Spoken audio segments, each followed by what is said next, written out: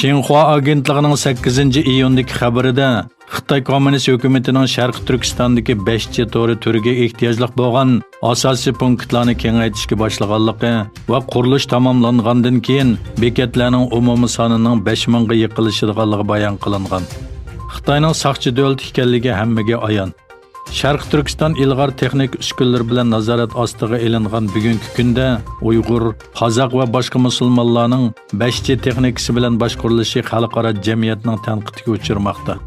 Xitoy yaqinda Sharq Turkistonda bo'libmi Urumchida tez taraqqiy qilayotgan 5chi turga jami 2 milliard yuan mablag' sog'anligini e'lon qildi.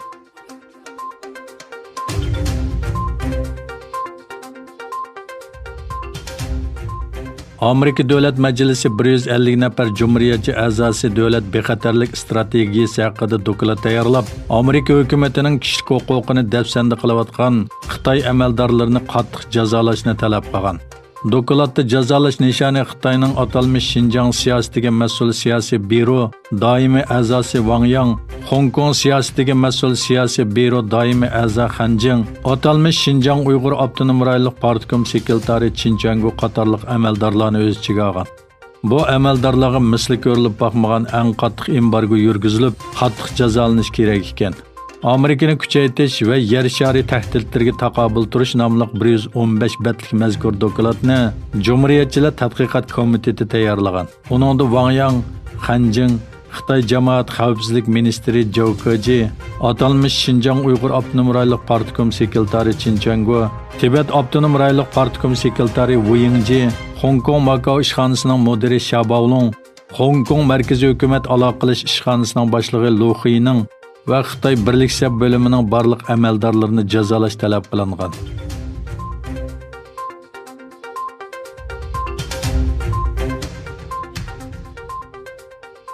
Amerikaning Twitter ijtimoiy aloqa to'ri Hong Kongdagi namoyish, Xitoy virusi yuqumi va Amerikadagi George Floyd voqeasiga qarshi namoyishlarni nuqta qilgan Xitoy tashviqot ھەرىكىتىگەچېتىشلىق 170 ming ھېسابنى taqaganligini e'lon qildi. Twitter Xitoyda cheklansimi, lekin mazkur ijtimoiy aloqa to'ri Xitoyning Hong Kong, Uyg'ur, lager masalasi va majburiy emgak, Tayvan, Tibet, kishilik huquq, Janubiy dengiz, Xitoy virusi va Amerika-Xitoy savdo urushi qatorliq xalqaro masalalarda o'zini oqlab, o'z tashviqotini elib berish, qarshi fikrdagilarga besim ishiltish, tahdid silish munbiriga aylanib qolgan edi. Avstraliya strategik siyosiy institutining yaqinda e'lon qilgan bir dokladida Xitoyning Twitter'dagi tashviqot harakati chat eldagi Xitoy tanishuvchilarining Hong Kong namoyishi, koronavirusi, Tayvan qatorliq xalqaro masalalardagi tonishiga ta'sir ko'rsatishni nishon qilganligi ilgari surilgan. Xitoy Tashqi ishlar ministrligi bu vaqtda inkos qaytarib, agar Twitter ma'lum narsani o'zgartmoqchi bo'lsa, Xitoyni e'tiborsizlashtirish uchun tashkillik hujum qilayotgan hisoblarni taqsin dedi.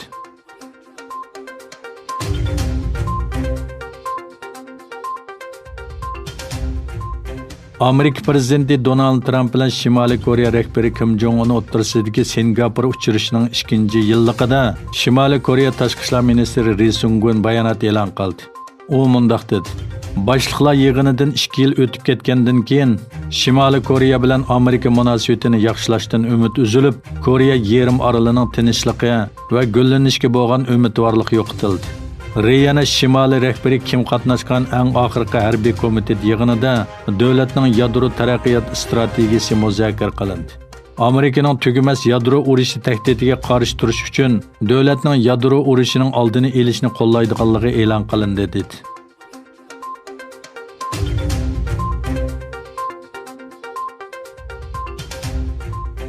New York valisi Andrew Cuomo keng doiralik saqchi islohot qonuniga imzo qo'ydi.